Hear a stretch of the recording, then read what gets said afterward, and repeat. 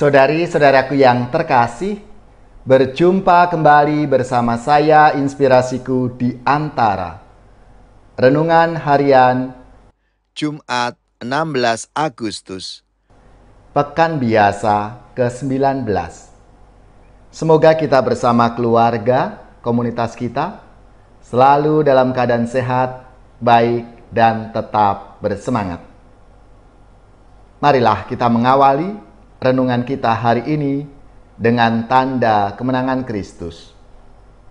Dalam nama Bapa dan Putra dan Roh Kudus. Amin. Allah Bapa yang Maha Rahim, meskipun kami seringkali tidak setia kepadamu, Engkau mengampuni kami melalui Yesus Kristus Putramu. Mampukanlah kami untuk memperbarui hidup dengan terus-menerus bertobat dan berpaling kepadamu. Dengan pengantaraan Yesus Kristus Putra-Mu Tuhan kami, yang bersama dengan Dikau dalam persatuan Roh Kudus, hidup dan berkuasa, Allah sepanjang segala masa.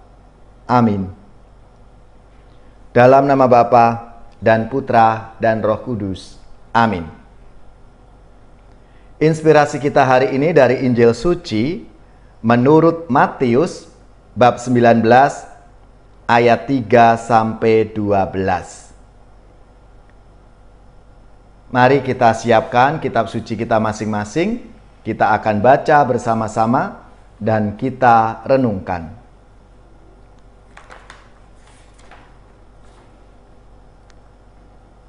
Pada suatu hari, datanglah orang-orang Farisi kepada Yesus untuk mencobai Dia. Mereka bertanya, apakah diperbolehkan orang menceraikan istrinya dengan alasan apa saja?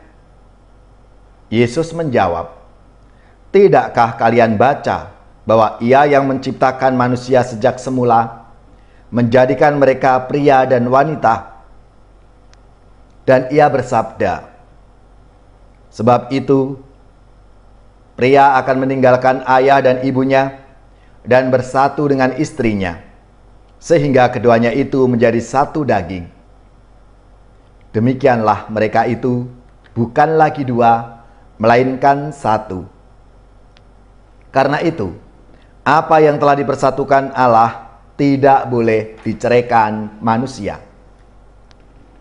Kata mereka kepada Yesus, jika demikian, mengapa Musa memerintahkan untuk memberi surat cerai jika orang menceraikan istrinya? Kata Yesus kepada mereka, karena ketegaran hatimu, Musa mengizinkan kalian menceraikan istrimu. Tetapi sejak semula, tidaklah demikian. Tetapi aku berkata kepadamu, barang siapa menceraikan istrinya kecuali karena zina, lalu kawin dengan wanita lain, ia berbuat zina. Maka murid-murid itu berkata kepada Yesus, jika demikian halnya hubungan antara suami dan istri, lebih baik jangan kawin. Akan tetapi Yesus berkata kepada mereka, tidak semua orang dapat mengerti perkataan ini. Hanya mereka yang dikaruniai saja. Ada orang yang tidak dapat kawin karena ia memang lahir demikian dari rahim ibunya. Dan ada orang yang menjadikan demikian oleh orang lain.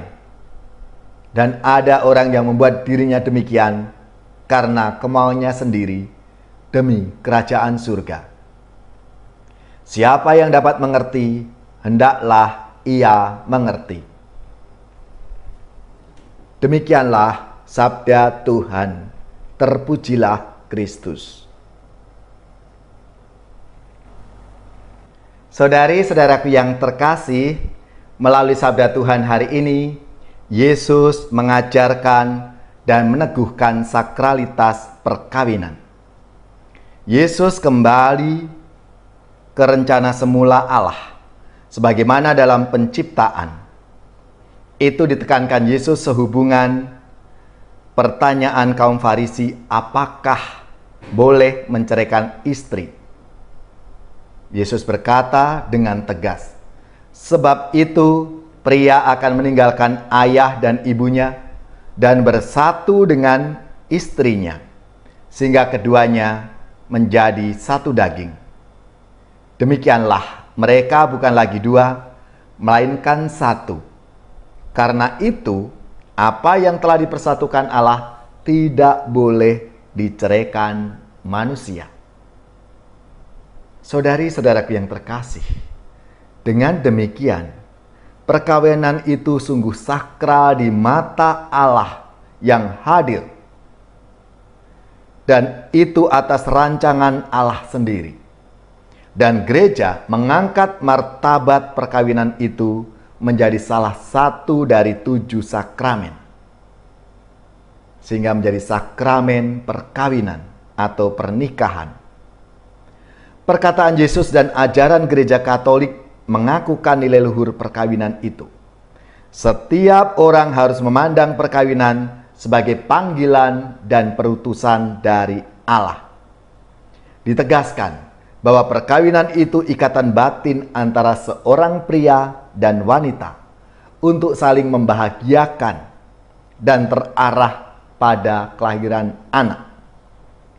Dan inilah keluhuran perkawinan itu.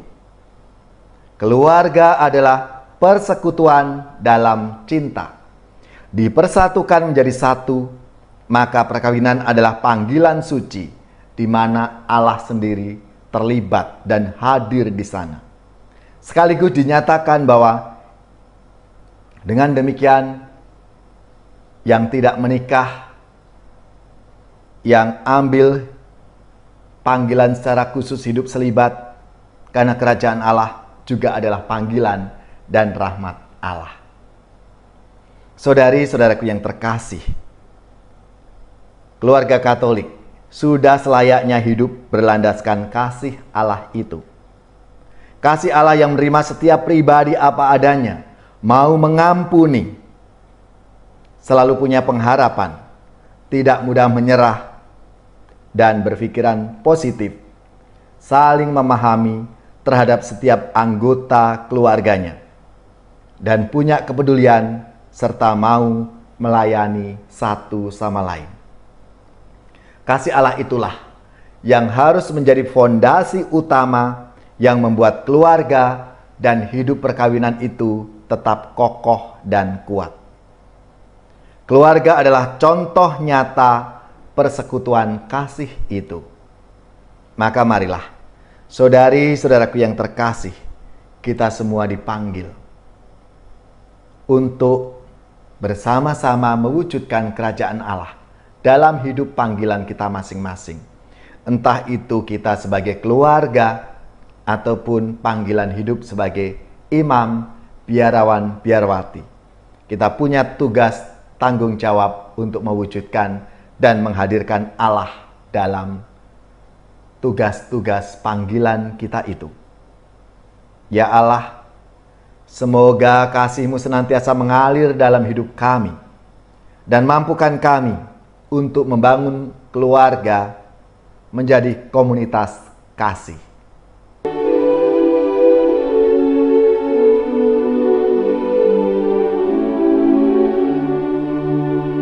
Alangkah bahagianya hidup rukun dan damai di dalam persaudaraan, bagai minyak yang harum.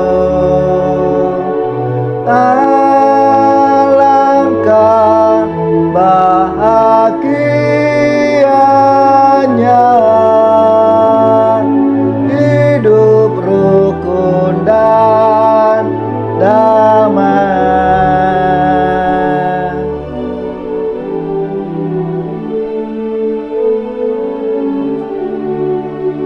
Ibarat embun yang segar pada pagi yang cerah, laksana anggur yang lesat kan pemuas dahaga. Alangkah bahagianya hidup rukun dan damai.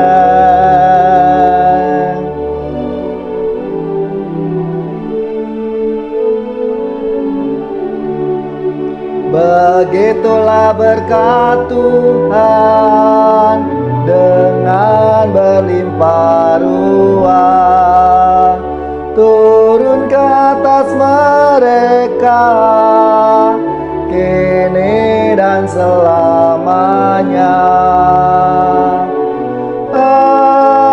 Alangkah bahagianya hidup rukun dan damai.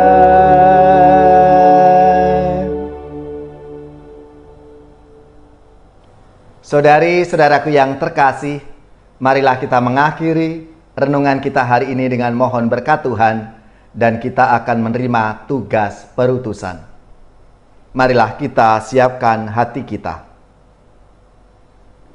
Semoga saudari-saudara sekalian, keluarga-keluarga dan komunitas kita, orang-orang yang kita doakan, mereka yang sakit, yang menderita, seluruh tugas, belajar, pekerjaan, usaha serta karya pelayanan kita, dibimbing, dilindungi dan diberkati oleh Allah yang Maha Kuasa, Bapa dan Putra dan Roh Kudus. Amin.